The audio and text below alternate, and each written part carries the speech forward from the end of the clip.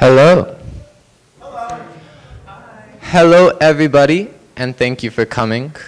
This is our second time holding debates for the candidates running for student positions. We hope to make it an annual thing because it's very beneficial for the students to see who's going to be, well, leaders in student government. Our moderators today are from the channels, the school newspaper. We have Katie Johnson, opinion editor for the channels, Katie James, oh, I'm so sorry, okay. And Sydney Antill, a channels reporter, and they're going to be questioning the candidates. Before that starts, Matt Escara will give a brief presentation on the ASG. As for the format of the debates, each candidate has 2 minutes to answer a question. The presidential candidates will be first, then the VP candidates. The presidential candidates will each be asked 4 questions. The VP of External Affairs candidates will each be asked 3 questions. The same questions will be asked to each candidate for each group of candidates. The candidates will be organized alphabetically, but the order in which they answer will alternate with each question. And there will be intermissions after each group of questions. During those intermissions, the audience members will have an opportunity to write down questions, pass them to the channel's moderators, and those questions will be asked to the candidates. That's all. Matt, do you want to come up here? Matt Escara, everybody. Good evening, everyone. How are you doing? Welcome to the second annual candidates debate. I'm Matt Escara, VP of External Affairs. So I just want to give a brief, that kind of thing. So we were founded in 1961. Our original constitution can be found in the Student Senate room. It was just a couple people just aiming to represent the students on campus. They also wanted to put on events and stuff. Basically what it is today, but in a much more like the cafeteria on this side of campus, and freshmen used to wear those hats. Isn't hazing fun? So there's several positions on the student government. The ones on the left are the elected positions. The ones on the right are the appointed ones. Yeah, a lot of so prior to last year, what we had were the elected positions and then just senators, right? So senators didn't have any particular mission while they were on the student government. They would just fill into auxiliary roles, sit in on college committees, otherwise known as external committees to the student government, and sit on internal committees as well. They were support for the elected officials. However, last year's student government decided that having all these like almost extra bodies without a specific purpose wasn't very conducive to having a successful student government. So they came up with these positions. The Commissioner of Marketing, Academics, Events, Clubs, Ivy Rep, and Secretary. And for now, that's how things are. Maybe the new administration will change that. So what can I do if I don't want to fully commit to being on ASG? Well, there are a couple things you can do to serve the students of Santa Barbara City College through the student government without actually being on the student government. You can join one of our committees. I'm the chair of the Legislative Affairs Committee. We have a marketing committee, events, sustainability. There are more, so many more that I did not look it up and see the rest. But there's a lot of opportunity. So if you are interested in joining in one of our committees, email anyone on the student government. Also, it's just in general, representing students on a campus-wide committee is another thing that most of our senators do. So what we do is, like, let's say we have college planning committee. There is one student that sits on that committee, and they give their student input on the issues that the administration is trying to push through in forms of board policy, academic policy. So again, you're just serving as a student advocate on a committee. And it's a very important role to have. Anyone from the public could actually do it if you really wanted to. Just, again, contact the student government, because there's always committees that we can't sit on because there are so many on this campus. You can also attend our meetings and speak your mind. Sometimes we have controversial things. Other days we have voting on a club grant. It really just depends on the day. So if there's something controversial or something you really care about, come and make a public comment. It's open for anyone. You're allowed 2 minutes, and we take down notes on what you've said and strongly consider them for our next meeting. And then also you can intern for us. It's a new thing. We have, I cannot remember her name. Josh, what is her name? Florentina. Florentina is our intern right now. She's helping us with like the bureaucratic process of student government, because as we are a entity on campus that receives state funding, we are considered liable under the Brown Act. So the Brown Act was an act that was passed in 1955 that said all local governments, which actually includes us, we are accountable to the public through a number of ways, transparency being the biggest goal. So all of our minutes are posted. Again, you can make public comment. Basically, anytime the public is giving money to a local group, the local group has to be kept accountable through the Brown Act. So these are duties taken up on a weekly basis. We're required to have a meeting every week, approve club charters and club grants, partake in various college committees. I said that before. Review policy language and add comments before it goes to the Board of Trustees. That's a big one.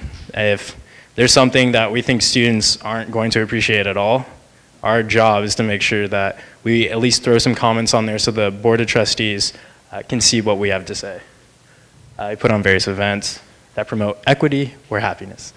Yeah, we're having a movie night. Amy, when is movie night? Saturday the 20th? Around 7. Yeah, that's happiness. And then we put on faculty colloquiums. Our Commissioner of Academics does that. Yeah. We have some additional duties that aren't very normal, so that's why I call them additional. We send a delegate to the General Assembly of the Student Senate for California Community Colleges. So basically, the Student Senate for California Community Colleges is what the Chancellor's office recognizes as the official interest group of a sort for the community colleges of California. So each student senate at each college that has a student senate sends a delegate to Sacramento or Ontario in SoCal to vote on resolutions, talk to other student senates about what they do and what you could be improving. There's always room for improvement, and with 114 other California community colleges, there's a lot of potential to grow, and there's a lot to learn from. We also send a delegate to represent SBCC in the Central Coast region of the SSCCC being the Student Center for California Community Colleges. They split it up into several different regions throughout the state. The region we're in is Region 6. It is comprised of colleges from Moore Park up to San Luis Obispo, so Cuesta, SBCC, Ventura, Oxnard, Moore Park, just 6 of like 10 community colleges.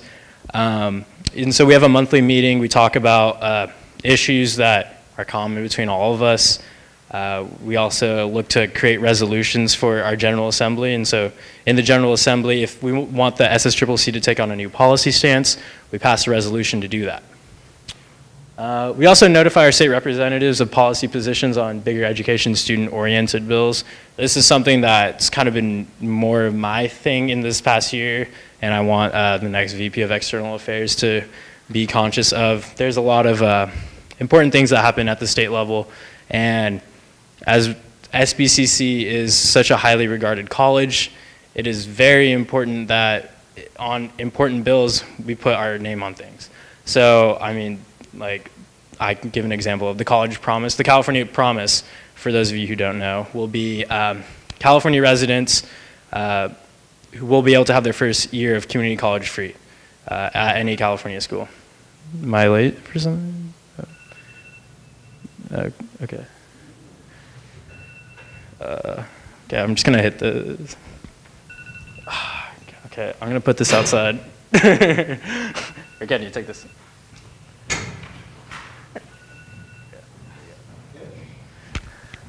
All right. Okay, yeah. So there's a lot of issues that we need to notify our representatives on how we feel because, again, they are accountable to us, right? We voted for Assemblywoman Monique Limon. We have voted for Senator Hannah Beth Jackson. We should be able to talk to them about how we feel. So when SBCC says we oppose or support something, they take it very seriously. Here's some notable achievements. So Assembly Bill 1995 passed in August of 2016. This was a bill that originated in the SSCCC. So it was actually a Santa Barbara City College student who was on the student government that proposed this through the SSCCC. He took many years talking to Assemblymember Doss Williams, did all he could to make this dream an actualization, and that dream was it would require the campuses of the California community colleges to grant enrolled homeless students access and usage of campus shower facilities. So SBCC, student government, has made a statewide measure right there, passed the Senate in August of 2016. So this is, again, an organization that shouldn't be taken lightly. There's a lot of real responsibilities, and I'm honestly serve with the highest regard of all the people around me and the organization I've been a part of. We also passed 2 original resolutions in the fall at the General Assembly. There was a free speech affirmation to ensure other California community colleges don't implement free speech zones, create issues with that. If you want to see the language of the bill or of the resolution, you can talk to me. We also did another resolution for support of SB 769, which was a pilot program for 15 California community colleges to introduce baccalaureate degree programs. So there's very niche degrees that are being tested out at these 15 California community colleges. Like, let's say in Fresno, they need more help in the agriculture industry, but it's a very specific part of the agriculture industry. So that California Community College in Fresno offers a major that would help the industry around them. So it's region specific. So I saw it as a really important thing that we should be talking about. I think the California community colleges will be offering bachelor's degrees, not to the degree of CSUs and UCs, but they will in the future. And as our population grows, as the need for college education grows, California's gonna have to adapt. So yeah, and so what's next? That's kind of why you guys are all here. We're going to be voting on who you want for a number of positions, and campaigning starts next week. The online voting system, AKA check your mail. So it's an online voting system. You'll get an email next week, I believe next week, and you'll learn, it'll have the ballot, all the candidates, everything you need. And then there's also 2 ballot initiatives. There's one, is on the left, support to increase the student activities fee from $5 to $10 and allocate the increase of $5 to the associated student government. So very straightforward. You either support it or you don't. There's arguments for, arguments against, just like everything in life. There's also members of the associated student government will receive stipends. Stipends is a fun word that everyone likes to get really excited about. This one's a little bit more specific than it was introduced last spring. So it's if a student government member qualifies for the Board of Governors fee waiver. So it's, before it was just pay everyone, and now it's pay those who need it. So, and the whole reasoning behind this is it's not just a pay, right? I mean, most California community colleges do pay their student government members because they are missing out on working opportunities, right? If you're on student government, you're putting in, I would say, minimum 5 hours a week. That's 5 hours you could be working. If you're a full-time student and you're on student government, chances are time is very minimal. So this is a way of creating equity within the student government. It's a way that people that might not have the opportunity to can actually participate in the student government. Arguments against it, people are trying to pay themselves. Pretty flat out, that's, that's about it. But yeah, are there any questions or anything along those lines? All right, perfect. All right, thank you very much.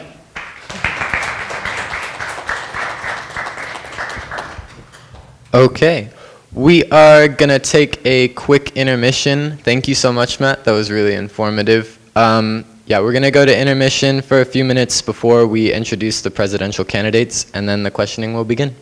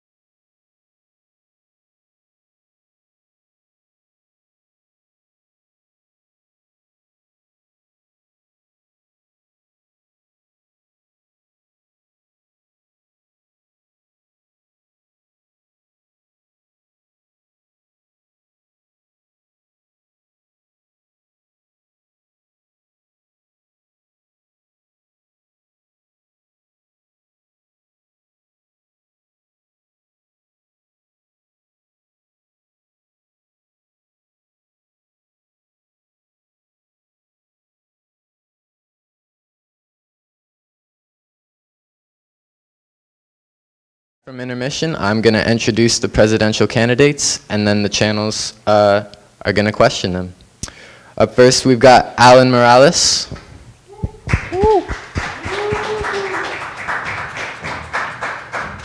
Following him will be Nelson Rosendahl. Hannah Truckenbrod. And Joshua Villanueva. Thank you so much.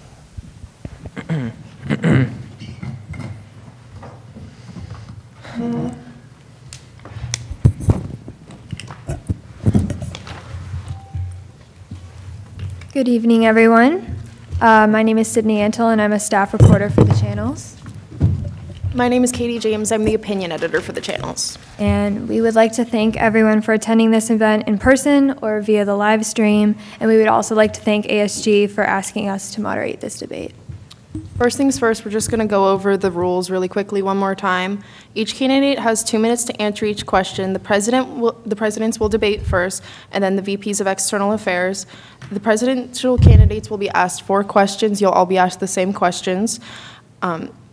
Sorry, one second. The candidates are organized alphabetically, and with each question, we will alternate who goes first and what order you guys go in to make it fair, so you each have time to an opportunity to answer each question, one question first, and so on. The questions will only be asked once, and but they will be displayed on the projector, and you guys have paper in front of you to write them down if you wish to. For our audience members, there will be an opportunity to ask the candidates questions. You can write down questions using the provided note cards at the table near the entrance. And after each debate, there will be a 5-minute intermission to send questions to us, the moderators. And after the intermission, we will ask the questions, and the candidates will be given 2 minutes to respond to each audience question. This process will be repeated for both positions. With that, we will jump right into the questions. The order for the first question will be Alan, Hannah, Nelson, and then Josh. The question is, what do you believe the student government could do to best represent the students? Well, hello everyone and good evening. My name is Alan Morales, and I'm a student here at San River City College. And what student government can do to improve, to best represent students. Best represent the students is students standing up to their beliefs. I think students should really consider themselves like what is something student government should do, and like they should stand up to the beliefs they care about, and they should like ask their student government what can they do better. And I think it's really up to the students to stand up for their beliefs. Yeah. Thank you. Hannah next. I want the students of SBCC to know that they can have their opinions heard, and I want to have a collaboration between ASG and make it more integrated with the students. Make sure that they know that, that they know that we want their opinions and want their ideas to how to improve the school best. Thank you. Next, Nelson. I think one of the best things that ASG can do to represent students is to include students. I'd like to see a little bit more ease with which students can provide suggestions to ASG, and I'd also like to have more targeted information about events and campus activities, and also the business that is coming before ASG to be presented to students. Thank you. And then Josh. So when it comes to best representing students, I would like to say that the biggest issue to me is the systemic barriers that revolve around ASG. This includes the equity aspect of it, asking questions like, why aren't there more low-income students on ASG? Why aren't there more women on ASG? Those are 2 really big pieces that can be examples that are used to address issues like that. So asking those questions and working with your team to attain those questions. Also, inclusivity. Students at Santa Barbara City College, I've heard them say that ASG is kind of intimidating. There's a lot of work on it, and I definitely understand that. I'd like to say making it more of an inclusive environment would help for the students to better represent themselves. And that includes clubs too. The clubs are I consider the clubs the heart of the school. They are the activists on our campus, and they're more knowledgeable about a lot of things that go on campus, and a lot of things that have to do with representing the students than anyone I've ever seen. So when it comes to best representing the students, I would like to hit the equity, the inclusivity, and the aspect of our clubs and the importance of our clubs. Thank you. For our next question, the order will be Hannah, Nelson, Josh, then Alan. What is the most pressing issue facing our campus right now, and what do you believe should be done about it? I think students I think they're intimidated by student government, so I feel like they don't put their opinions out there or give them to us, so they know that I don't think people like tell the government what they think can be improved and what can be fixed. And I think it would be easy to put suggestion boxes around campus to fix this problem, have people just write in what they think could be fixed, what can be improved.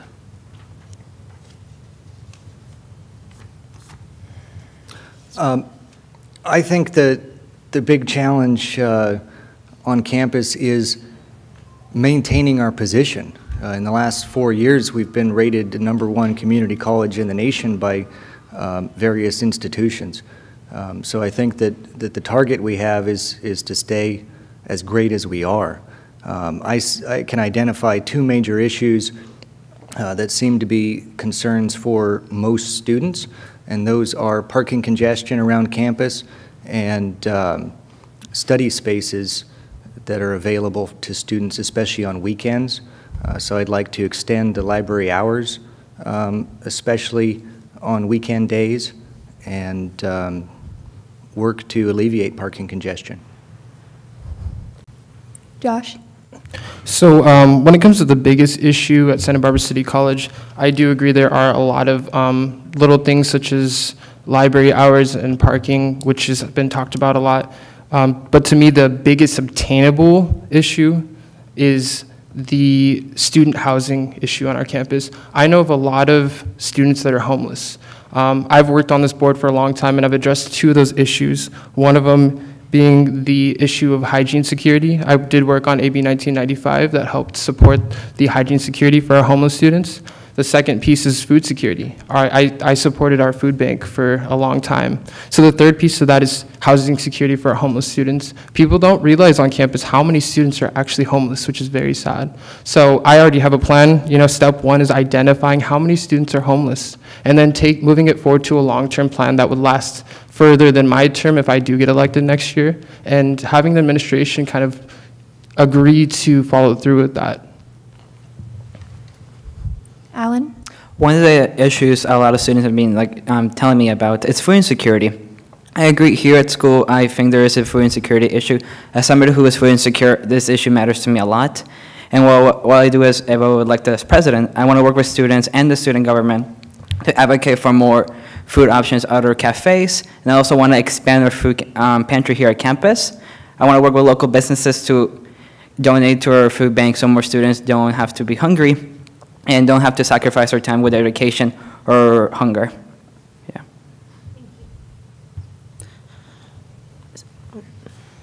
Oh, yeah. Moving on to the next question. Since the position of Vice President of Internal Affairs will be vacant, how will you ensure the responsibilities of that position are met until the vacancy is filled? The order will be Nelson, Josh, Allen, and then Hannah. Well, I would like to invite past members of ASG who have some institutional memory of what's going on and some experience to come in and fill that position if possible, but certainly also open it up to other students. So I think it's a question of marketing by ASG. I'm sure that we have among our 16,000 students some qualified candidates. It's a matter of offering an invitation to those students to come and join. Thanks. Thank you. Josh? So the VP internal position is actually a really interesting position to point out. I used to serve as VP internal in my last term. The key components of being a VP internal are training your ASG and dealing with the internal problems of AS. So during the summer, there wouldn't be a lot of issues at hand when it comes to internal problems or trainings. There's already a training set up for elected members this semester going into the fall. So there wouldn't be much of an issue that with that position being vacant. So the plan would be, if I were to be elected, I would take over those duties until we could get a person into the position around 4 weeks or 3 weeks after fall semester starts. Like I said, I've been on ASG for a long time. I'm able to train our AS members. I actually did it this fall. I trained all of our AS members after stepping up to the plate and taking over the presidential position. So that would be my plan for VP Internal. Thank you. And then next, Josh. Or sorry, next, Alan, I'm sorry. My platform for the BP External Affairs, for me, like the BP External Affairs position is a really crucial position. And I really want like students from like past like ASG, from like previous like ASG, I'm sorry. I want previous members of ASG to come to our campus and like letting students know like this is what's a position, like how is like the position like influence student actions and like getting people involved in student government and like, so yeah. Thank you. Hannah? I believe that if the position is still unfilled, I believe it is the president's job to take over these duties until they can find someone to hold this position. And like Alan said, it's probably best to go out and try and get people to get students more interested in student government and have them talk to them about this position. Thank you. Finally, what is the importance of the Brown Act and Robert's Rules of Order? How will you ensure that all student senators are sufficiently versed in the Brown Act and Robert's Rules of Order? The order is going to be Josh, Alan, Hannah, then Nelson. So when it comes to Brown Act and Robert's Rules of Order, that's the key. Those are actually key components in the with ASG. Brown Act that helps with transparency. As Matt mentioned earlier, Brown Act is a law that's in place, requires you to post your agenda 72 hours in advance so the public can see what you're going to be talking about and be present if they want. Robert's Rules of Order is actually parliamentary procedure. It helps you run your meetings efficiently and so that and equally too. So everybody has a voice on the board if they're trained to utilize both. When it comes to Brown Act and Robert's Rules, setting up a training ahead of time is very key. Like I said earlier, there's a training April 29th, Sunday. There's a 5-hour training on those two things. We hire a nationally recognized parliamentarian to do it, so they're licensed and everything. We also follow up. Usually I follow up with, in the fall, another training for commissioners. It's really important to hit them with those trainings right when they're on board and train them as much as they can. So those are the important pieces of Brown Act and Robert's Rules. Alan? The Brown Act, for me, is like the key to our democracy and ASG and transparency. Our students are served information and have a voice. For me, Robert's Rules is also really important, and I will work for students to know this procedure and letting them know like we're open to the public. Hannah? I believe it's best. I think the Brown Act is a very good law that was passed because it's a good idea to have hours and such posted because you can get outside views on what people in the council might not have thought of. So it's easier to get outside views and new information that you haven't thought of. Nelson? I'm running for ASG to be able to bring some of the thoughts that I've had over the past couple years as a student to the forefront on around the school. One of my personal reasons for running, though, is to take advantage of this outstanding educational opportunity that's afforded to students. And it's available, and although I'm usually a pretty quiet, shy guy, I've decided to step out and take advantage of it. So I'm excited if I am able to be elected to ASG to attend the training on these subjects. Of course, I've sat through some meetings, and I can appreciate some of the issues that have been raised about transparency. That's one of my goals, to not only increase transparency, but create an atmosphere around ASG where there's communication back and forth to the students. So I think that following correct procedures in meetings and having transparency is not just to meet the letter of the law, but it's really what I think that ASG needs to branch out and move into. So absolutely fabulous. Very important stuff. One more thing. We had a parliamentarian as a position on ASG, and I would like to maintain that, bring that back, and make sure that we have someone who is specifically following the parliamentary procedure and Brown Act in our meetings.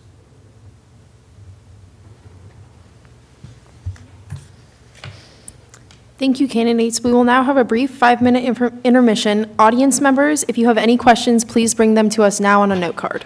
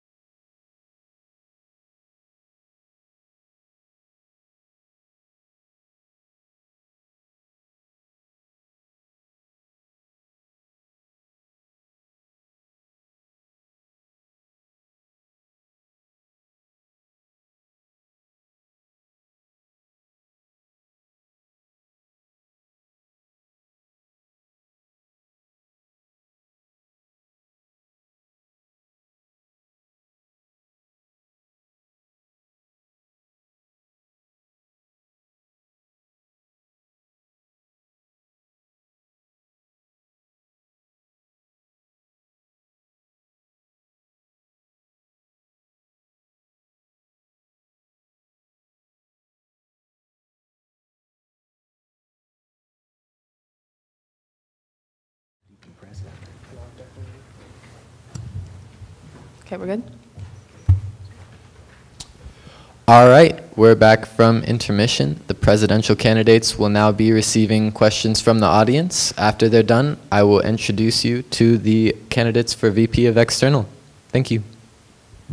Okay, so all the questions that we'll be asking from the audience are for all of you, and so we'll do the same thing that we did for the original questions, alternating who goes, the order.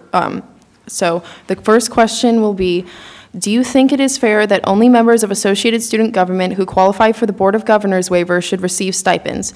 If the goal is to increase the participation of low-income students, how about international and out-of-state students who pay the highest tuition in school?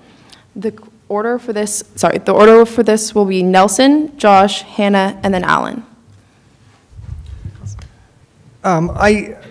It's you know, a current question that's going to be brought to students, and probably most of the students aren't aware that that's going to be coming across their plate yet. But I'm not sure that having the Board of Governors waiver as an exclusive right of entry to a stipend is appropriate. I understand there's some reasons to do it. I mean, the idea was to support students who are having more financial hardship. And so I really enjoy the suggestion of including international students who are paying very high fees, you know, per credit, and out-of-state students are really in the same boat. If it were me, I would probably suggest that the stipends be distributed to ASG members regardless of their financial situation. That strikes a chord with me that's a little bit more fair. I understand they're trying to prevent people who are really well off from getting an additional benefit, but it seems to me that if ASG representatives are receiving a financial benefit, that they should receive it equally. Josh? So this is a really great question because as president currently, I don't voice a lot of my opinions unless asked upon by the ASG. Just for fairness of the ASG, I respect their opinions, and unless I feel like it's very necessary to step in, I usually reserve my opinion to myself and let them deal with a lot of the issues. So when it comes to that question, I've thought long and hard about it, and what I would have to say about the only people that receive the BOG being eligible to receive stipends is a temporary patch-up. I've already considered the alternates in the fall. If reelected, what I would be doing is offering a scholarship alternate, and this would have to do with low income. So it would include those out-of-state students and international students, and it wouldn't affect income too. So financial aid wouldn't be affected by it, and the same people who review the scholarships would be able to review our scholarship as well. I know the channels does receive a scholarship too, so I just kind of thought that would be more along the lines of what would be appropriate. I'd have to say it's a temporary patch-up for low-income students especially. There's only around 2 low-income students on our board that are in EOPS, and what has been noticed is that a lot of the students that come in on ASG are privileged. They have support from their parents. They have that support behind them. So yeah, that's my opinion on it. Thank you. Hannah? I do believe that low-income students should receive a stipend, but because of the hours that we work for student government, we should also get that. But I believe that it's a good idea to organize a scholarship or a certain club that low-income students can have. They can also earn stipends such as that. So. Thank you. Alan? I support the ASG's decision for letting ASG students who qualify for Board of Governors waiver to receive the stipend regardless of their financial situation. But I do support of making up a scholarship for any low income student who was part of ASG to be able to receive the scholarship so they're not like financially hardshipped. Thank you. We're going to start with our second question. Recently, we had a speaker visit campus despite the fact that multiple women claimed he sexually assaulted them. Do you have any ideas as to how we could ensure the safety of women on campus? The order is going to be Josh, Hannah, Allen, and Nelson. So when it came to that speaker coming onto campus, ensuring the safety of our women on campus, it's important that everybody knows about the issue first off. That's one of the most important things. If someone comes on campus with that background, a lot of people should know. And you know, it could go to the extent of security even being involved around just making sure the students are safe. I know when we had the debates last year for the Trump and Hillary, they were debating, we did have security too. So if there's a safety concern, I would get security involved. And just awareness is a huge, huge thing. You know, people can be cautious of that person on campus. Hannah?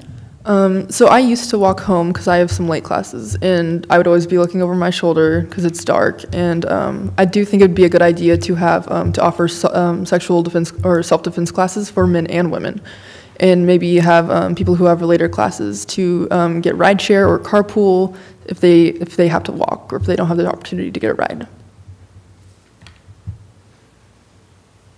Allen? Every student should be aware of this, like advocating and being aware of like this is happening, this is really important. Every student should know. And I do support the idea of like having a ride during the night and offering self-defense classes to men and women in this campus. Yeah. Nelson? Thankfully, we have a pretty safe campus. We don't have a lot of criminal activity that is extremely serious that happens here all the time, and I think that makes us very fortunate. This particular incident I attended, and I've heard about some controversy after the fact. It didn't seem to me that anyone's safety was challenged that evening. But in general, I think self-defense classes is a great idea as far as programs that we can offer. We have security operating, you know, around the clock on campus, and we have a lot of opportunities that I think more students should probably be aware of, that they can get security to walk with them to their car or anywhere that they're headed to and from campus for any reason. There's no justification that they need to come to security and say, hey, you know, some situation. It's just simply make a call, and you've got someone to talk and walk with you. So that in itself is terrific. Having been at this particular event, I would say that if I had thought that the safety of any women or any other students or participants was in jeopardy, I would have done something to handle that myself. Thank you. Our next question will be, what will you do to support students who are afraid of sharing their opinions on campus, such as social conservatism and those who support unpopular candidates such as Donald Trump? Or, yeah, sorry, that's the question, not an assertion by us. And the order will be Hannah, Allen, Nelson, and then Josh. So for people who are afraid to voice their opinions, I do believe it would be a good idea to put suggestion boxes around campus that are anonymous, because then people wouldn't be afraid to voice what they believe is right, and we'd be able to listen to them and improve. So. Thank you. Allen? Students who are afraid of sharing their opinions they shouldn't be afraid of sharing their opinions, and I do like the idea of having the suggestion box around campus, letting students voice their opinions and not be afraid. Yeah. Thank you. Nelson? I would like to create an atmosphere on campus of inclusion, that we make sure that all students feel that they have access to our programs, to our activities, to our clubs, and that they receive a warm invitation to do so. I believe that we should be striving to display to each other and to embody the values of respect, fairness, caring, and citizenship. And I think within that framework, anyone who's being shut down for example, social conservatism or supporting Donald Trump, should feel perfectly emboldened to share those opinions. I would frown particularly on any faculty or staff who are working against the free expression of all students on the campus. So if incidents like that come up, I would take a close look especially at staff and faculty who feel like they have some particular political opinion that they want to push to their classes or to their students. That probably shouldn't be broadly accepted. Thank you. Josh? Actually, so I agree with Nelson. Creating an atmosphere on campus that embodies inclusion is extremely important when it comes to this. Just being on ASG, you learn talking it out. Even if you oppose each other, that's the way that you can figure out the best solution between the both of you. And I've seen a lot of this happen, and this is when I come back to the clubs. I'm extremely proud of clubs like Open Mind Project. They're able to create an environment where students can come in and talk about some really touchy issues. We had a Republican club on campus, which people were pretty upset. When they hear Republican anything, they kind of I saw a lot of students upset. But it's nice to see two opposing groups talk it through, and even the president was very diplomatic with how she dealt with things. It was a great conversation out with her. So things like that, that inclusivity really helps with creating a campus environment that students can voice what they truly feel and how they truly feel, or even learn from someone else. So that's probably the bigger piece. The other things like suggestion boxes, or even letting a student email you with some confidential, whatever they want to talk about, and telling you, I would like to keep it confidential, is extremely important. So, and that's what I do with my AS members. I tell them, if you want something between me and you need to let me know, because, I'm definitely there for you and to help you with anything you need to talk about. So, yeah. Thank you. This is our last question. What do you believe is a wasteful expense of the college that you would reduce? The order is going to be Alan, Nelson, Josh, then Hannah. Can you please repeat the question again, please? What do you believe is a wasteful expense of the college that you would reduce?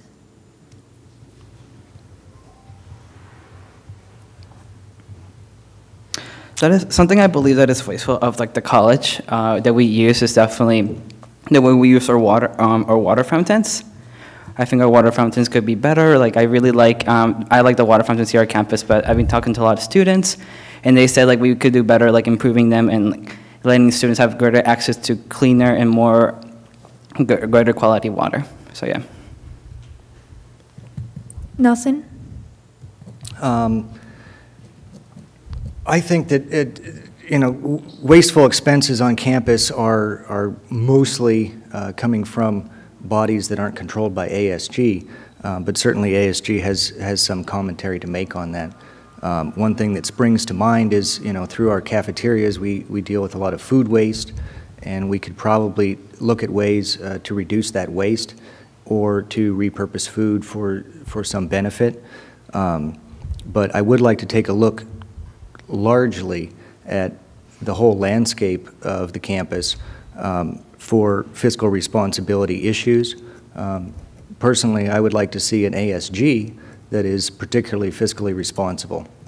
So I think it's an attitude of reducing waste on the part of each decision maker, and I'm ready to do my part to do that myself and to encourage others to follow suit.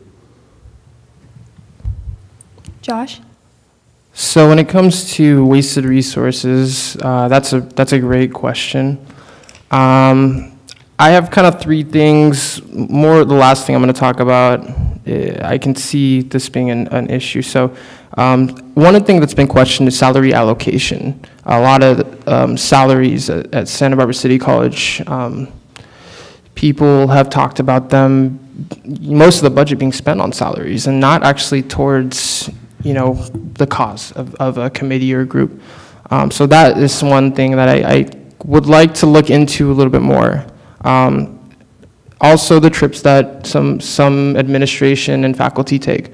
They do spend a good amount of money, I hear, on conferences. I'm not saying they blow a bunch, but sometimes it's a little unnecessary. The last thing though that I have done a little research into, to me, the activities funds. That's an extremely important thing. We're at $5 right now, but our students don't really see that money unless it's in commencement or events like Durante's lecture. So the question about that is that, should commencement be something that students are paying for directly through activities fee? Should they be paying for stuff like, the President's Honor Roll, where only people who get over a 3.5 GPA can contribute to? And every student pays for this fee, keep in mind. So that's one thing I would say I would try to look at a little bit more as the activities funds. That's the heavier piece of it. I know that our school tries very hard for sustainability. Our sustainability committee actually does a great job. I'd applaud them a lot. We reuse our water's recycled. Our new building is one of the most sustainable buildings available. So coming back to wasted funds, I come back to that last point. Hannah? I do believe there are certain aspects that we could cut back on because I know that recently the Writing Center has cut down on the tutors that help the kids out there, and I know that it's a very good way for students to get their grades back up and to learn things that they haven't before, and I know that I've been there before and I've learned a lot. So I think we could be spending money in better ways. Thank you.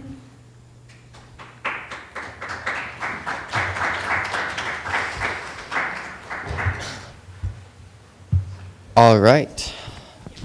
Thank you guys so much. You guys answered some really good questions from both the moderators and the audience. While you're exiting the stage, I would ask that you guys go off that way so these guys can come up here. I'm going to now introduce our candidates for Vice President of External Affairs. Give them a second real quick. Good job, all of you. All right. First up, we have Autumn Rose Castro.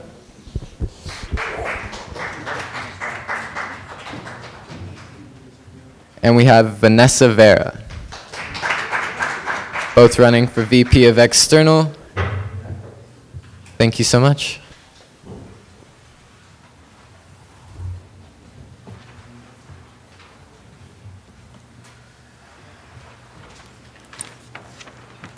Hey guys. For this first question, we will start with Autumn Rose, then Vanessa. The position of VP of External Affairs requires you to represent the college at multiple conferences and events. How do you intend to do this effectively at those meetings, and what social skills do you have that would make you a good representative? So first off, I would like to thank the ASG for putting this debate on, and that's better. The channels for being so candid in this election. It's really helping the students' body become more aware of the ASG, the people that are going to be representing them.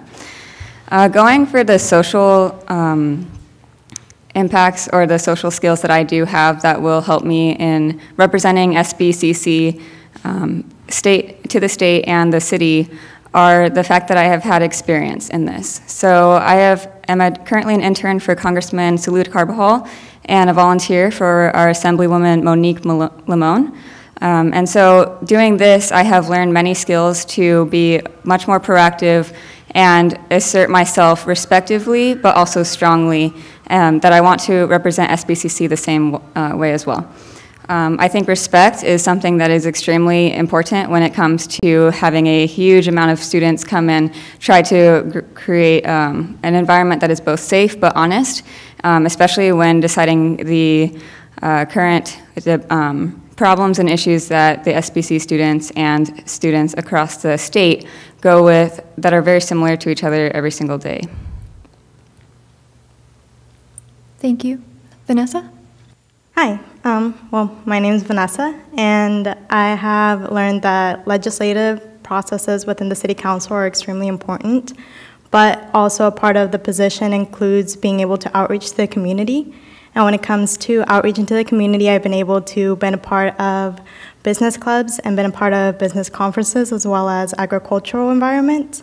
So I feel pretty confident in being able to talk to different forms of people in order to outreach for us. We've been able to maintain a professional outlook in order to be able to express what we need. Thank you. Thank you. Our next question will start with Vanessa. What state level issue do you believe City College should take a stance on or adopt at a local level? What was that? What state level issue do you believe City College should take a stance on or adopt at a local level? One of the movements that we've started has been embracing gender neutral bathrooms. I do think that that is something important that we need to try to spread a little bit more locally throughout the districts. And we started the foundation of being able to have homeless students take a shower within our facilities, which I think is very important because in the environment that I've worked in, I have seen a lot of students come in through the location and they casually mention how they're going to be homeless within the next couple of days. And I've heard this so often in between semesters that it has become a consistent thing. Thank you. Autumn Rose? Personally, one state issue that I believe Santa Barbara City College has already taken a stance on, but needs to further their efforts in is sustainability, environmental sustainability. And I believe the Sustainability Coalition is very good. The committee is very active in seeking this. However, California is a state that is dependent on agriculture. We have become the 6th largest economy in the world due to the funds and just the large market that we have for our agriculture. So this changing climate, both environmentally and politically, is changing our own economy and just your backyard. You can look out your window and see the changes that have been made due to changes in the environment. You see the fires, you see mudslides, people becoming homeless because there's no more housing availability. And so I understand that gender equality and just so many very, very important issues are still vital in working towards in our institution. However, through experience, I have seen how when your actual survival is threatened, the first priority is typically not gender equality. And even though those are still very important, when you're just worrying on surviving, you are not thriving. And for us to be able to hone all of the equality and civil rights that we should have as a community, we need to be able to be comfortable in our own community as well. Thank you. So for our last question, we will start with Autumn Rose, then go to Vanessa. How do you plan on making sure that students are aware of legislation at the state and federal level that will potentially impact them? So one effective method that I have seen personally and am doing is tabling. I think the first thing that students should be able to give their student body is their time. So we may not have all of the money, but we do have time. And if we can talk to them and show them that they are worth talking to, they are worth informing, it's hard to seek out things that you don't even know are in existence. So you can't create these broad ideas of, oh, I'm going to look into environmental sustainability or the bills that are very important in changing every student's lives, but you wouldn't even think where to start. And so if you have someone constantly there to ask questions and to go to when you're inquiring or even proposing an idea, I think inclusiveness is extremely important for the ASG. Encourage people to come to meetings. Those are where people talk about the most important things that are happening and affecting every student, not only at this school, on a state level, and every committee, club that is surrounding us. So in doing that, tabling is very important. More social media, emails are great. But both ways, I think we can reach a greater community that I don't think we have always put our best effort into. Thank you. Vanessa? When it comes to being able to spread information, awareness has been a key factor. Social media has been used consistently, and I think that's one of our best resources to be able to reach them automatically. I think we need to start canvassing in places that students are located besides the campus. The campus is one of the places that we spend the most time in, but it's not the only places that we're located. We're also located, we have the ability of being able to promote the things that we need, both in grocery stores, bus stops, housing, Property managers, they do have boards of information that include the community, and Santa Barbara is part, or the Santa Barbara City College is a part of the community. So I think that's one of the ways that we can go ahead and outreach to more voices. Thank you. Once again, we will take a brief intermission, and the audience members, if you have any questions, please bring them to us now.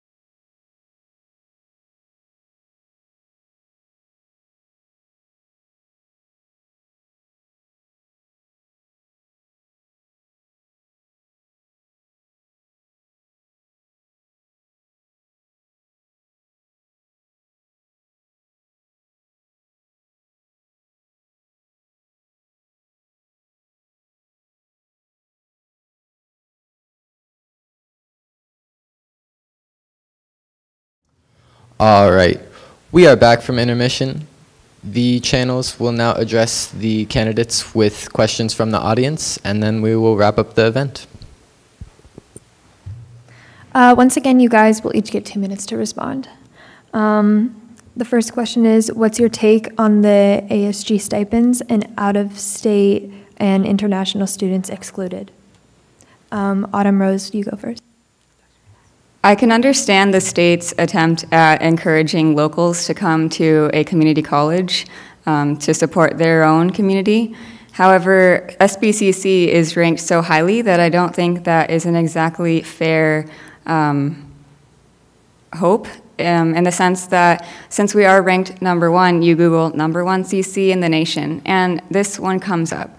So we are so much of a lucrative campus that also impacts our diversity, so I don't think that we should punish students that are out of state or international students who want to come and get the same education that so many people across the huge state that we do live in will get. And we should do it for the same cost. As for stipends, I understand that we need more low-income students. It's hard to make rules and make legislation based off of lives that we have never lived and based in shoes that we have never walked in.